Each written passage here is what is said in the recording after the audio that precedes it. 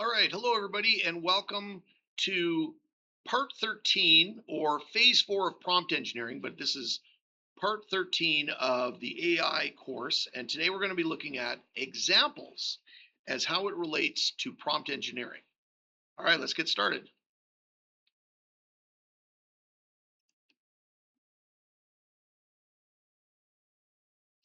All right, so we start with the basic question. What does examples mean in the context of prompt engineering? So obviously, this means we're going to be including an example with the prompt we write. When you include examples in a prompt, you're showing the AI what a good response looks like rather than just describing what's going to happen.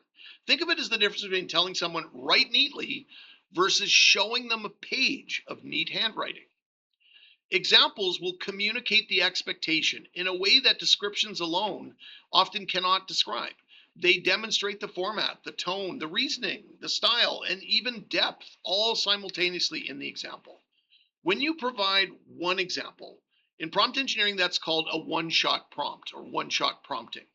When you provide several examples, it's called few shot prompting. And when you provide no examples at all and rely just on the AIs and the instructions in the prompt itself, it's called zero shot prompting. Okay. Each approach certainly has its place, but the go to one is the few shot prompting by providing the most reliable way to get consistent and predictable output. Examples work because they remove the ambiguity. Words like concise and formal and analytical or even simple mean different things to different people. And to the AI, it might these an example will sidestep that problem. Now it has an example to provide a pinpoint or a lynch or a sort of a base to axiomatically produce something from that. So instead of arguing about what concise means, you simply show what a concise answer is and say, do it like this. So the example clears up that ambiguity. So they're especially powerful for things like format, showing exactly how you want that output structured, the tables, the bullet points, the numbered steps, etc. It provides style and tone, demonstrating academic versus conversational versus technical versus a creative voice. It provides task logic, modeling a reasoning process so the AI applies the same process to new inputs. It provides a length, a calibration of length, anchoring how long or how short the response should be. The example provides this. So let's move forward and look at three types of example-based prompting, pardon me. The first is the input-output pair. This is a classic few-shot prompting, the most common form where you provide a pattern of input to output and then give the AI a new input to complete.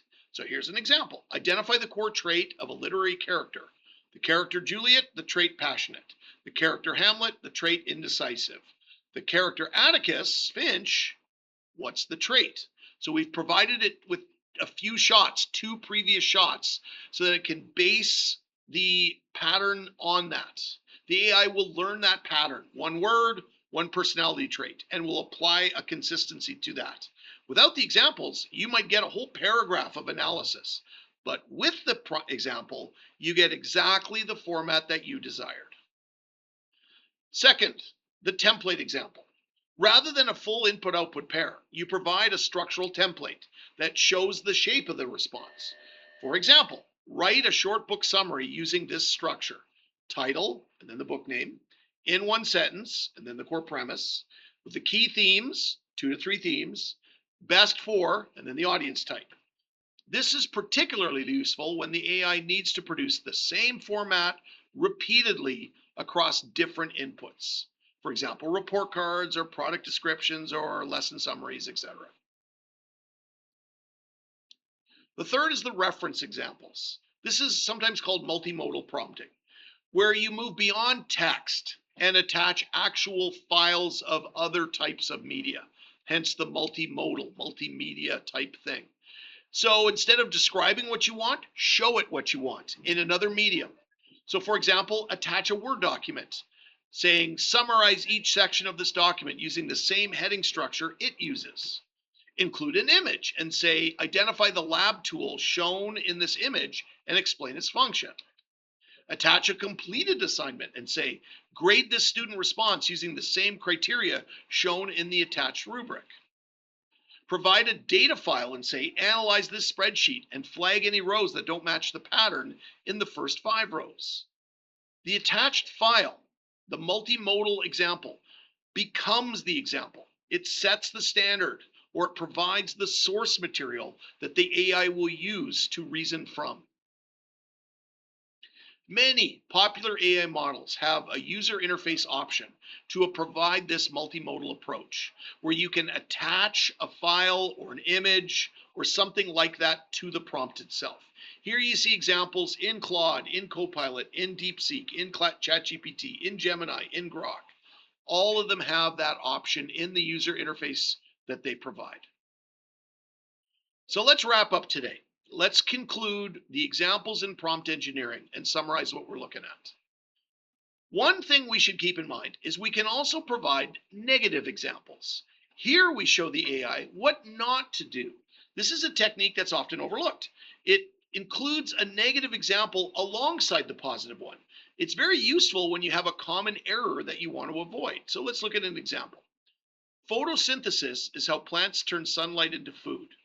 Whereas avoiding photosynthesis is the biochemical process which chlorophyll-containing organisms convert radiant energy into chemical energy stored as glucose. By pairing both examples, it gives AI a much sharper target to aim for. So make sure you identify what the good example is and what the bad example is, and not just provide 2 examples without labeling them for the AI itself. So you label the good example and you label the example to avoid. Practical considerations. Well, how many examples should you give? 2 to 4 is usually enough. That's few-shot prompting. Too few, the pattern may not be clear, but too many, and you risk the AI latching onto the quirks of specific examples rather than the underlying pattern or the reason why you're providing those examples. Another thing to consider, order matters, at least somewhat. The last example before the AI's turn, so the last example you provide in your prompt, tends to have the most influence on that response. So put your strongest example or your most representative example last in your prompt. Examples override vague instructions. So if your instruction says be brief, but your examples are all 3 paragraphs long, the AI is going to follow the example and override your vague instruction there, or your context, or your constraint, whichever way you want to word it. Make sure your examples actually demonstrate what you claim to want. Make sure there's no inconsistency there. And that leads to the final point. Consistency is critical. If your examples vary widely in format or length, the AI will produce inconsistent output. Your examples should be as uniform as you want your response to be. All right, so let's do a summarizing table here. The technique, 0-shot prompting. What does it do? Instructions only, no examples. It's best for a very simple, well-defined task. So we don't always need to include examples. 1-shot prompting, 1 example. Well, that's best when we have 1 clear model. We don't have a variety here. We have 1 clear thing, and that's enough. And few-shot, 2 to 4 examples. That's when we want to provide AI with enough examples to get consistent format and style. We can provide a template example where we provide a structural scaffolding to provide for the AI to give us the best repeated document formats. We can provide that negative example, what to avoid. This will be useful when we have common errors that come up so that we can help prevent them. And the multimodal reference, where we attach a file or an image as an example, well, that's best for complex visual or document-based tasks where we have that in mind. The core principle is simple. If you show the AI what you want, if you do that rather than just telling it what you want, a well-chosen example is often worth more than 10 lines writing into a prompt.